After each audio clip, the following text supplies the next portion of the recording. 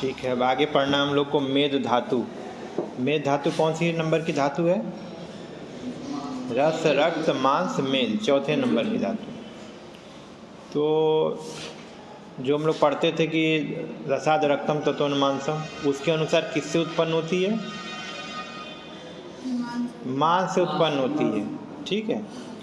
आयुर्वेद में आहार रस से धातु निर्माण क्रमशः रस रक्त मांस मेद के बाद जो धातु निर्माण होती है वो क्या कहलाती है?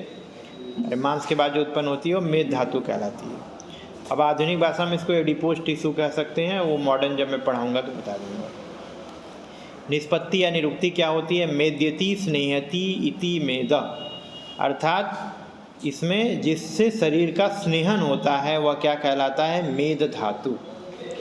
स्वरूप क्या है? सांद्र सर्पिनिभम स्नेह धातु शरीरज, यानी यह जमे हुए घृत के समान। जैसे फैट आप देखेंगे एडिपोज टिश्यू के अंदर अगर फैट डिपॉजिट होता है तो घी के समान दिखाई देता है, जमा हुआ घी वैसा दिखाई देता है। उत्पत्ति की बात जब भी चर्चा हो गई, मांसन मेद प्रजायते, मांस से मेद की उत्पत्ति होती है। इसके बाद एक देखो कि कैसे बनता कैसे है। चरक का जो ओपिनियन है, स्व उष्मणाम पक्वम एव ततः स्व तेजसो अम्बु गुड़ स्निग्धम उद्रिक्तम मेदो अभिदायते, अर्थात मांस अपनी उष्मा से परिपक्व होकर तेज और जल गुड़ धातु की स्निग्धता में वृद्धि होने से मांस धातु में मेदो धातु का रूप धारण कर लेता है। यानी जब उसमें स्निग्धता की वृद्धि हो जाएगी, क्योंकि मांस अपने आप में क्या कठोर होता है, तो मांस में जब स्निग्धता आएगी यानी थोड़ा सा ढीला होगा वो, तो उस समय उसमें हम क्या बोलते हैं? मेद की उत्पत्ति हो रही है। या जब मांस धातु अपनी उष्मा से तथा साथ में अन्य तेज और जल गुणों के में स्निग्धता की वृद्धि हो जाती है, तब मांस धातु मेद रूप में परिवर्तित हो जाता है। कर्म परिणाम पक्ष या क्षीरदधि न्याय के अनुसार पिछली धातु अगली धातु का निर्माण करती है, तो मांस धातु में जब स्निग्धता उत्पन्न होगी तो मेद धातु उत्पन्न होती है। प्रमाण क्या है? द्वय मेद स, यानी 2 अंजलि प्रमाण का मेद होता है। बहुत छोटा टॉपिक है। पंचभौतिक संगठन में क्या देखेंगे? मेदस्य अम्बु भुव, मेद में पृथ्वी और जल गुण की अधिकता होती है। मेद धातु का स्थान क्या होगा? तृतीया मेदो धरा कला, कलायाँ पढ़ रहे हैं रचना शरीर में। तृतीया मेदो धरा कला, मेदो ही सर्वभूतानाम उदरस्तम अड़वस्थिषु च महस्सु च मज्जा भवति। थोड़ा सा डिफरेंस है, इसको मैं बता रहा हूँ। सुश्रुत के अनुसार तीसरी मेदोधरा कला होती है सभी प्राणियों के उदर में, यानी ओमेंटम रीजन जो रहता है उदर में, तथा छोटे ज्वाइंट में, यानी कि जहाँ पे छोटे छोटे ज्वाइंट्स होते हैं वहाँ पे पाई जाती है। जबकि जो बड़ी संधियाँ होती हैं, बड़ी अस्थियाँ होती हैं, उसमें क्या होता है? मज्जा होता है, यानी बोन मैरो जो है वह मज्जा के को रिप्रेजेंट कर रहा है। और छोटे छोटे ज्वाइंट हैं जहाँ पे साइनेबल फ्लूइड वगैरह है, जहाँ पे मूवमेंट होता है, बिना स्निग्धता के मूवमेंट होगा नहीं, तो वहाँ पे हम ये मानते हैं कि मेद धातु होती है। इसके अलावा और देखो, स्थूल अस्थिषु विशेषेण मज्जात्वभ्यंत आश्रित अथरे एषु सर्वेषु सरक्तम मेद उच्यते, विशेषकर बड़ी अस्थियों का आश्रय लेकर के मज्जा धातु रहती है, हमेशा याद रखना। बड़ी अस्थियों में जो उनकी खाली स्थान उसमें मज्जा रहती है। इसके अतिरिक्त सभी छोटी अस्थियों में सरक्त मेद रहता है। एक लाइन और आती है, हमेशा याद रखना, शुद्ध मांसस्य य स्नेह स वसा परिकृत। वसा का भी कॉन्सेप्ट है, तो वसा क्या होता है? जो शुद्ध मांस का स्नेह होता है वह वसा कहलाती है। शुद्ध मांस का स्नेह वसा कहलाती है। अब वो स्वरूप के बारे में फिर एक श्लोक है, देख लो। सांद्र सर्पिस निभ स्नेह धातु स्तूर्य शरीरज पेश्यांतराले त्वगदः उदरांतस्य तिष्ठति, यह जमे हुए घृत के समान स्नेह धातु है तथा पेशियों के बीच में, त्वचा के नीचे तथा उदर के नीचे उपस्थित होता है। क्लियर हुआ? अब आता है मेद व स्रोतस क्या होता है? मेद वहे द्वे त्रयो मूलम कटी वृक्को च। सुश्रुत ने मेदो व स्रोतस को 2 बताया है, मतलब वो तो पेयर में ही बता रखा सुश्रुत ने, तो इसके मूल में कटी और वृक्क होते हैं। जब मॉडर्न पढ़ाऊंगा तो इसका भी बताऊंगा कि कैसे किडनी इसमें इन्वॉल्व होती है। कटी तो है ही वहाँ, तो फैटी रीजन तो है ही वहाँ। फिर आता है आपका स्रोतो वाहनाम सोत्साम वृक्को मूलम बपा वहनम चाहिए, तो क्लियर है। और बाकी वपावहनम मेद स्थानम तैलवर्तिका ब्रिक कटी और वपावहनी तीनों मेदों व स्रोतस के मूल अर्थात ऊर्ध्वगम स्थल हैं। प्राय ऐसा ही प्रतीत होता है क्योंकि मेदो वृद्धि में कटी और वपा इन दोनों स्थानों की वृद्धि, यानी जो एब्डोमिनल रीजन है और जो ये कटी प्रदेश है, दोनों में फैट डिपॉजिट होते हैं। आचार्य ने बताया कि उदर के ऊपर भी मेद रहता है और चक्रपाणी के अनुसार वपावहन स्वयं मेद का स्थान है, यानी जो ओमेंटम रीजन है वहाँ पे पूरा आपका मेद रहता है। मेद धातु का कार्य क्या होगा? मेद स्नेह स्वेदो दृढ़त्व पुष्टि अस्थनाम च। मेदो धातु, देखो हर धातु अगली धातु का पोषण करती है या उत्पत्ति में सहायक होती है, तो वो वाला कॉन्सेप्ट यहाँ पे भी लगेगा। मेदो धातु शरीर में स्नेहन करेगी, स्वेदन करेगी, दृढ़ता उत्पन्न करेगी, ठीक, अर्थात अंग प्रत्यंगों एवं समस्त शरीर के कोषों का स्नेहन करना, उसे दृढ़ करना, श्वेत को उत्पन्न करना है तथा अस्थि धातु का पोषण करना है। अस्थि पोषक द्रव्य, अस्थि धातु का पोषण करना है, अगली धातु को करना, वही क्रम परिणाम पक्ष से है ना, अगली धातु को निर्माण करना, हर धातु का यही कार्य है, ठीक है। अब आता है मेद क्षय के लक्षण क्या होंगे? संधि नाम स्फुटनम ग्लानि अक्षरो आयास एव च लक्षणम मेदसी छेड़े तनुस्य उदरस्य च। आज अगर मेद का क्षय होगा तो संधियों में स्फुटन है, यानी कटकट की आवाज़ आनी शुरू हो जाती है। पेशेंट आगे बोलेगा ज्वाइंट से आवाज़ आ रही है, क्योंकि स्नेहन खत्म हो गया। स्नेहन का मतलब क्या? साइनेबल फ्लूइड भी हो सकता है उसी के बारे में हो। नेत्रों में ग्लानि होगी, नहीं ड्राइनेस आ जाएगी आंखों के अंदर, ठीक। शरीर में थकान होगी, ग्लानि का मतलब आप थकावट भी ले सकते हैं, शरीर में थकान तो है ही, उधर पतला हो जाएगा, ये मेद क्षय के लक्षण हैं। मेद क्षय में एक और बड़ा अच्छा चीज़ आता है, उसको याद रखना। मेद क्षय प्लीहा अभिवृद्धि संधि शून्यता रोक्षम मेदूर मांस प्रार्थना छ। सुश्रुत के अनुसार मेद क्षय होने पर प्लीहा की वृद्धि, संधि में शून्यता, रुक्षता तथा मेदस्वी जानवरों के मांस खाने की इच्छा होगी। तो ये कॉन्सेप्ट है आयुर्वेद का, जिस चीज़ की क्षय होता है उसकी इच्छा होती है और जिस चीज़ की वृद्धि होगी उससे विद्वेष होगा। ये आयुर्वेद का बिलीव है और जनरल प्रैक्टिस में भी देखा जाता है। तो अगर क्षय हो रहा है मेद का तो मेद खाने की इच्छा होगी, तो मेदूर मांस खाने की इच्छा होती है रोगी के अंदर। और प्लीहा अभिवृद्धि, तो जब भी आपका एब्डोमिनल फैट खत्म होगा तो इंटरनल आर्गन जैसे लीवर है, स्प्लीन है, ये आपको पाल्पेट होने लगते हैं बाई मैनुअली, ठीक। तो ये दुबले पतले लोगों में ही देखा जा सकता है, तो वहाँ पे प्लीहा अभिवृद्धि दिखाई दी। इसके बाद आता है मेदसी स्वप्नम कट्या प्लीहो वृद्धि कृशांगिता। मेद वृद्धि होने पर कटी में शून्यता, प्लीहा की वृद्धि एवं अंगों में कृष्णता उत्पन्न हो जाती है। मेद वृद्धि के लक्षण क्या हैं? मेद स्निग्ध अंगानाम उदर पार्श्व वृद्धि काश श्वास आदि नाम दुर्गंध्यम च। यानी मेद धातु की अति वृद्धि होने पर अंगों में पहले स्निग्धता आएगी, उदर एवं पार्श्व वृद्धि होगी, उदर और पार्श्व यानी दोनों साइड में और पेट में आपको मोटापा दिखाई देगा। का श्वास यानी कि सांस लेने में तकलीफ होगी, ओबिसिटी हो जाती है, वो भी लोगों में ये समस्या देखने को मिलती है।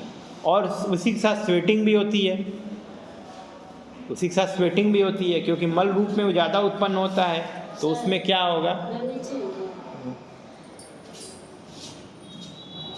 पार्श्व वृद्धि होगी, का श्वास दिखाई देगा और शरीर में दुर्गंधता आदि लक्षण उत्पन्न होते हैं, क्योंकि स्वेटिंग होगी तो स्मेल होगा तो दुर्गंधता वही होता है। इसके साथ देखो प्रमेय पूर्व रूपे स्थौल्य उपद्रवेश अपि श्लेष्म रक्त मांस विकार प्रायर मेधा।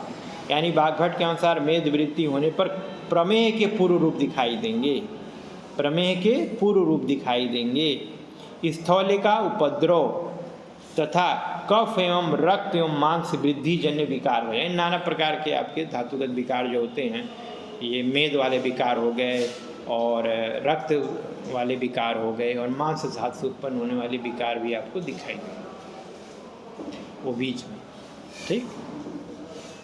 फिर आता है मेद सार पुरुष का लक्षण। वर्ण स्वर नेत्र केश लोम नख दंत ओष्ठ मूत्र पुरेशेषु विशेष स्नेहो मेद सारणाम सा सारता वित्तैश्वर्य सुखोपभोग प्रजानानाम आर्जवम सुकुमारुता उपचारता चष्टे। चरक के अनुसार मेदसार पुरुष के स्वर, नेत्र, केश, रोम, नख, दंत, ओष्ठ, मूत्र, पुरीस आदि अधिक स्निग्ध होते हैं। इस प्रकार के सार से युक्त मनुष्य धन, ऐश्वर्य, सुख, उपभोग, दानशीलता, सरलता, सुकुमारता तथा सेवा भाव से युक्त होता है। स्निग्ध मूत्र स्वेद स्वरम बृहत शरीरम आयास और शैशुरु मेदसा। आयास मतलब व्यायाम को बोलते हैं। तो जो ऐसा व्यक्ति होगा सुश्रुत के अनुसार मूत्र स्वेद और स्वर स्निग्ध हो जाएगा, इसमें शरीर बृहत शरीर बड़ा शरीर दिखाई देगा। वो बीज हो जाएगा तो बड़ा तो दिखाई देगा, बड़ा शरीर दिखाई देगा। और साथ में आयास और शैशुरु, व्यायाम वगैरह कराएंगे, एक्सरसाइज वगैरह कराएंगे तो वो नहीं कर पाएगा। इस प्रकार के व्यक्ति सुकुमार होने से अधिक श्रम नहीं कर पाते। मेद धातु की उपधातु क्या होगी? मेदस स्नायु संभव। मेद की उपधातु क्या होती है? स्नायु। और मेद का मल क्या होता है? मल स्वेदत्सु मेदस। मेद का मल जो होता है क्या होता है? स्वेद होता है। अगली धातु भी पढ़ें। श्लोक जो बता रहा हूँ याद करते जाना। सारा नहीं, वैसे तो देखो तीन ही आपके धातुएं जो होती हैं इंपॉर्टेंट होती हैं, रस, रक्त और शुक्र। बाकी जनरल आइडिया एक पेज से ज़्यादा मैटर है ही नहीं। अगर श्लोकावली बनाओगे तो वो बनाना है आपको। चलो अगली धातु पढ़ते हैं। छोटी सी धातु है अस्थि धातु। अस्थि निर्माण क्रम में मेद के उपरांत क्या बनेगा? अस्थि बनेगी। अस्यते क्षिप्यते इति अस्थि, अर्थात जिसे फेंका जाए या प्रवाहित किया जाए वह अस्थि है, या जो लास्ट तक बना रहता है। क्योंकि मृत्यु के उपरांत अस्थि अवशिष्ट रहने पर इसे जल में प्रवाहित किया जाता है, इसलिए अस्थि कहलाती है। इसकी निरुक्ति है। क्योंकि किसी की अगर डेड बॉडी हम जला रहे हैं तो सब कुछ तो जल जाएगा, बाद में कुछ अस्थियाँ रह जाती हैं। तो अस्यते इति अस्थि, जो लास्ट तक बना रहे, अंतिम समय तक बना रहे, उसको हम लोग अस्थि बोलते हैं। निरुक्ति इसकी है। ठीक है। फिर आता है पर्याय में कीकस कुल्यम अस्थि च। इसका दो पर्याय है, पहला कीकस है और दूसरा कुल्य। कीकस इसलिए कहते हैं क्योंकि यह गति में सहायक होता है और एक ढांचा प्रदान करता है, और कुल्य भी नाम इसी वजह से दिया गया। तो दो पर्याय हैं अस्थि के, कीकस और कुल्य। स्वरूप और गुण देखो। दृढ़त्वम संचयो धातु देहस्य अस्ति निरुच्यते यमाश्रितम समग्रम ही शरीरम अवतिष्ठते। प्रिय शर्मा जी का श्लोक है। अर्थात शरीर की पंचम धातु अस्थि है, जिसकी विशेषता काठिन्य एवं दृढ़ता है। उसकी पहचान ये बहुत कठोर होता है, तथा जिसपे पूरा शरीर अवलंबित है। यत्रासितम समग्रम ही शरीरम अवतिष्ठते, जिसपे पूरा शरीर जो है अवलंबित है, उसे हम क्या बोलते हैं? अस्थि। उत्पत्ति मेदस्ततो अस्थि च, मेद से अस्थि उत्पन्न होता है, ये तो इजी है। फिर अब ये देखो, जो चरक ने क्लासिकल एक एग्जाम्पल दिया या उपमा के साथ बताया है, उसको कैसे होता है देखो। पृथिव्य अग्नि अनिलादीनाम संज्ञात स्वौष्मणाम कृत खरत्वम प्रकृतव्यम चायते ततो निडाम। चरक के अनुसार मेदो धातु अपनी अग्नि से पककर पृथ्वी, अग्नि और वायु के संयोग से प्राप्त होकर खर में बदल जाती है। खरता यानी कठोरता उसके अंदर आ जाती है। अर्थात स्निग्धता युक्त मेद धातु अग्नि और वायु के महाभूतों से जब पककर खर या रुच्छ हो जाता है, तब खर हुई मेद धातु को अस्थि नाम से जाना जाता है, यानी कठोर हो जाता है। मेद तो मृदु था ना, इसमें अग्नि और वायु और पृथ्वी महाभूत का संयोग जब होगा तो खरता उत्पन्न हो जाती है। अस्थि का निर्माण अस्थि व स्रोतसों में होता है।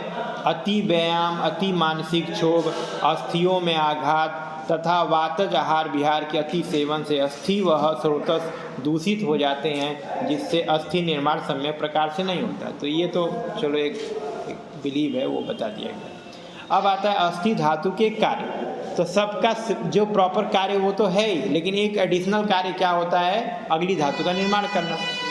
तो तुम जब भी आंसर लिख रहे हो, जिस धातु का भी कार्य पूछे, जो उसका कार्य है वो तो लिखो ही लिखो, साथ में लिख दो अगली धातु का निर्माण करते हैं। ईजी है। और उनका तो श्लोक याद ही होगा, बाघ भट्ट वाला, प्रीणम जीवनम लेपम स्नेहोदाहरण गर्भोत्पादश्च। तो वो वाला श्लोक सबसे ईजी है, सातों धातुओं के लिए एक एक। तो 2 तो कर्म तो अपने आप लिख सकते हो। तीसरा यहाँ से लिख लो, अस्थिनी देह धारणम मज्ज पुष्टि च। अस्थि क्या करती है? देह का धारण करती है और मज्जा की पुष्टि करती है। ठीक, अब एक सुश्रुत का श्लोक है, इसका मीनिंग हम बता देते हैं, थोड़ा सा आइडिया लग जाएगा आपको, बाकी पढ़ देता हूँ, याद करने की जरूरत नहीं है इसको। अभ्यंतर्गते सारे यथा तिष्ठति भूरुहा अस्थि सारेस्तथा देहा गृह्यन्ते देहिनाम ध्रुवम। यानी कि मानव शरीर के निर्माण का आधार अस्थियाँ होती हैं। 2 लाइन ऊपर की याद कर सकते हो, क्योंकि जैसे कोई प्लांट है या पेड़ है, उसको जब भी हटाओ उसके अंदर एक तना मिलता है, वैसे ही हमारे शरीर जब त्वचा मांस सब कुछ हटा दिया जाएगा तो एक अस्थि मिलेगी, एक पंजर मिलेगा जो कि उसको आधार दिए रहता है। अस्थि पंजर शरीर का सुदृढ़ ढांचा बनाता है। जिस प्रकार वृक्ष उसके भीतर रहने वाले सार भाग, यानी जो तना भाग होता है उसके अंदर जो सार होता है, उस भाग से दृढ़ और कठोर होता है, उसी प्रकार अस्थियां शरीर का सार बनकर शरीर को दृढ़ता प्रदान करती हैं। तो ये 2 लाइन तो याद ही कर लेना, अच्छा है, डिफाइन कर रहा है अपनी बात को अच्छे से, इसलिए बढ़िया श्लोक में आता है, इसको याद कर लेना। ठीक है, इसके अलावा अष्टांग संग्रह का देख लो, देह ऊर्ध्वम धारणम मज्जो पोषणम अभ्याम्यस्थि, यानी शरीर को ऊर्ध्व धारण करना, यानी खड़े रहना। अगर आप स्ट्रक्चर, अगर सोचिए अस्थि को कल्पना को करके हटा दीजिए तो अब मांस का लोथड़ा एक छोटा सा गोला बन के रह जाए अस्थि के बिना। तो ऊर्ध्व भाग में यानी खड़े रहने की जो स्थिति है वो अस्थि के कारण है। और मज्जा धातु का पोषण, अगली धातु का पोषण तो करना ही करना है। अब अस्थि का स्थान देखो दिया हुआ है, तो एग्जैक्ट तो मीनिंग नहीं दिया है, लेकिन अभी एक श्लोक से आपको समझ में आ गया होगा कि क्या होता है ये। पृथ्वी के सार के समान अस्थि शरीर को अवलंबित करती है। इस प्रकार ये हम समझ सकते हैं कि जो हमारे शरीर के अंदर जो रहता है वह अस्थि का स्थान, जिसकी वजह से ये ढांचा बनता है, तो स्थान वही अस्थि का। इस प्रकार हम इतना समझ सकते हैं, कम से कम सर्व शरीर तो है। अस्थि का स्थान जो है नखाग्र से शिखाग्र सर्व शरीर है। अस्थि की संख्या याद कर लेना, वाइवा में गलत बताते हो तुम लोग। चरक के अनुसार 360 है, सुश्रुत के अनुसार 300 है, आधुनिक मतानुसार 206। ये 3 टर्म याद रखना। अंतर क्यों है? अंतर ये है कि अस्थिति इसी अस्थि जो अंत तक बना रहे, हम उसको अस्थि में काउंट करते हैं, तो हमारे नाखून भी कठोर होते हैं, हम इसको भी अस्थि में काउंट कर लेते हैं, तो 20 नाखून बढ़ जाते हैं। हमारे दांत कठोर होते हैं तो उसको भी हम काउंट कर लेते हैं, 32 दांत बढ़ जाते हैं, हमारे टीथ बढ़ जाते हैं, उसको भी काउंट कर लेते हैं। इसके अलावा कई ऐसे बोन्स हैं जिसमें मॉडर्न में एक ही मानते हैं, हम उसको 2 या 3 गिनते हैं। जैसे नासायाम त्रिवी, नासा में हम 3 काउंट करते हैं, और मॉडर्न में क्या करते हैं, एक ही बोन, नेजल बोन एक ही है, ऐसा है ना। तो इस तरह की वजह से थोड़ा सा अंतर है। आधुनिक समन्वय ये आगे किसी क्लास में बता दूंगा कि 206 और 300 में ज़्यादा अंतर नहीं है, केवल उसका बेसिक कॉन्सेप्ट में अंतर है। वो उसको काउंट नहीं कर रहे हैं, हम उसको काउंट कर रहे हैं। ठीक, इस तरह जिफ स्टर्नम को ले भी कॉन्सेप्ट है, अरे स्टर्नम को लेकर के वो एक ही मानते हैं, हम इसमें ज़्यादा संख्या काउंट करते हैं। ठीक है, उसको हम देखेंगे बात। हाँ देख लो, इसमें फिर आगे दिया हुआ अस्थि का पंचभौतिक संगठन, अस्थि पृथ्व्याम अनिलात्मकम, यानी अस्थि धातु में क्या होगा, पृथ्वी और वायु। और वायु क्यों रहती है, अभी हम आसे राम में भी बता चुके हैं, अस्थि में वायु रहती ही रहती है। अस्थि व स्रोतस क्या होगा, अस्थि वाहनाम स्रोतसाम मेदो मूलम जघनम च, अस्थि वाहनाम स्रोतसाम मेदो मूलम जघनम च, याद कर लेना। मूल मेद और जघन को माना गया है। ठीक है, और ठीक है, जघन प्रदेश में क्या मतलब है, जघन प्रदेश में बड़ी अस्थियां संयुक्त होती हैं तथा ये अस्थि वृद्धि में भाग लेती हैं, ये चीज़ याद रखें। अब हम आगे पढ़ते हैं, अस्थि धातु का क्षय होगा तो क्या होगा। केश लोमा नख श्रमसु द्विज प्रपतनम श्रम गेयम अस्थि क्षय लिंगम संधि शैथिल्यम एवच। केश लोम, हम ये मानते हैं कि जो अस्थि धातु का मल जो होता है वो हमारे बाल होते हैं और लोम होता है, तो अगर अस्थि धातु का क्षय होगा तो उसमें कमी होगी, वो गिर जाएंगे। केश लोमा नख शमसु द्विज, द्विज यहाँ किसको बोल रहे हैं, दांत को बोल रहे हैं, क्योंकि दांत 2 बार उत्पन्न होता है, इसलिए यहाँ पे हम इसको दांत को बोल रहे हैं। प्रपतनम यानी गिर जाना, नष्ट हो जाना। श्रम थकावट महसूस होगा, ज्ञेय अस्थि क्षय लिंगम, अस्थि क्षय को इससे समझना चाहिए। और संधि शिथिल्यम में, संधियों में भी शिथिलता आ जाएगी, डिसलोकेशन होना शुरू हो जाएगा, जॉइंट वीक हो जाएंगे। इसके अलावा फिर अस्थि धातु की वृद्धि देख लीजिए।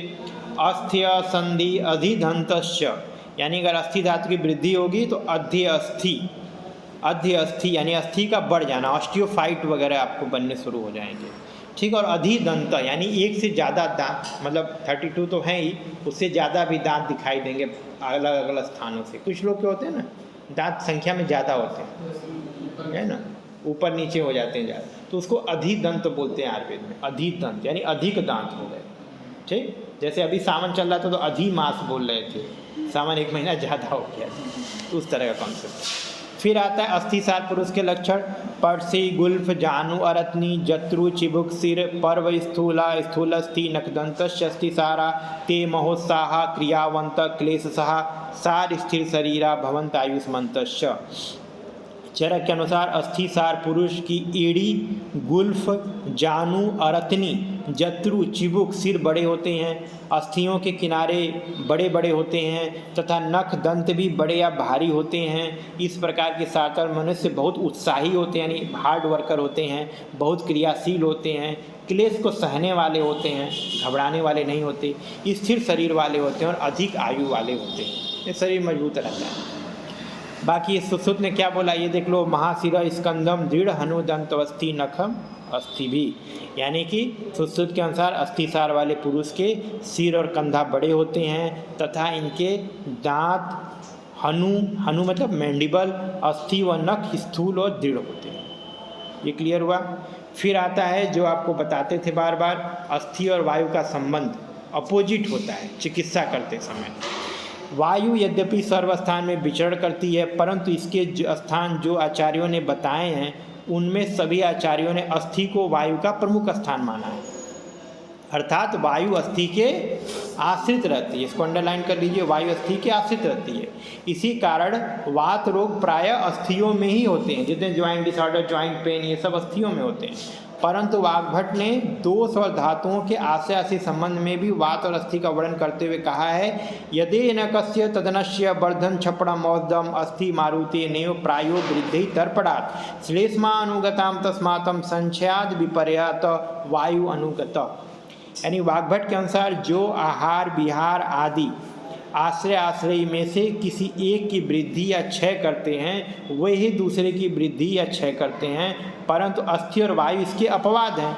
वहाँ तो सामान्य वृद्धि का आरंभ चल रहा था, यहाँ अपवाद क्या है कि धातुओं और मलों की वृद्धि तर्पण से होगी, तर्पण से ही श्लेष्मा की भी वृद्धि होगी, परंतु अब तर्पण से धातु और मलों का क्षय होगा। ये जनरल कॉन्सेप्ट हो गया, अब तर्पण से धातु मलों का क्षय होगा, लेकिन वायु की वृद्धि हो जाएगी, क्योंकि जैसे आप तर्पण करेंगे तो वायु की वृद्धि हो जाएगी। क्यों? क्योंकि उस वहाँ पे लघुता आना शुरू हो जाएगा, लघुता आना शुरू हो जाएगा, आकाश महाभूत बढ़ने लगेगा, गुरु खत्म होने लगेगा। इस वजह से क्या होगा, अब तर्पण से वायु की वृद्धि हो जाएगी। इस प्रकार जो भी आहार औषध द्रव्य अस्थि की वृद्धि करने वाले होंगे उन्हीं से वायु का क्षय होगा, क्योंकि जो अस्थि की वृद्धि किससे करोगे, संतर्पण से। और जैसे ही संतर्पण करोगे वात की हानि हो जाएगी, क्योंकि गुरुता आनी शुरू हो जाएगी, वात की हानि हो जाएगी, रहता वात वहीं पे, तो वात क्षय के लक्षण दिखाई देने शुरू हो जाएंगे। ठीक, अस्थि क्षय की चिकित्सा करने गए थे संतर्पण के द्वारा और पता चले कि यहाँ पे वायु भी क्षय होना शुरू हो गया। ठीक, इस प्रकार जिन आहार विहार से वायु की वृद्धि होती है वे द्रव्य अस्थि को क्षीण करते हैं। और वायु की वृद्धि किससे करोगे, अब तर्पण से, लघुता करके, लघु रुच्छ आहार विहार दोगे तो पता चलेगी वात तो बढ़ा लेकिन अस्थि घटने लगेगी, क्योंकि वो तो संतर्पण से बढ़ता है।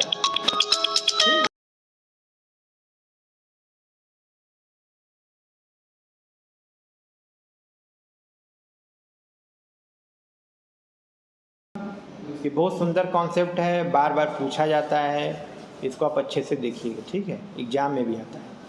एग्जाम में बस इतना आएगा, आश्रय आश्रय भाव समझाइए और अस्थि और वायु की चिकित्सा में क्या व्यतिक्रम हो जाता है, चिकित्सा कैसे कठिन हो जाती है, इसको समझाइए। श्लोक तो इम्पॉर्टेंट है ही। श्लोक कब बेकार होते हैं यार, श्लोक तो मंत्र जैसे हैं, जितना याद कर सकते हो उतना अच्छा, नहीं याद कर सकते तो मीनिंग याद करो कम से कम। फिर आता है अस्थि की उपधातु एवं मल, स्यात किट्टम केश लोमस्तनम, अर्थात चरक के अनुसार अस्थि धातु का मल केश है और लोम है। अस्थि धातु की कोई उपधातु नहीं होती, परंतु आचार्य सारंगधर ने अस्थि धातु उपधातु में दांत को माना है, दांत को माना है। ठीक है।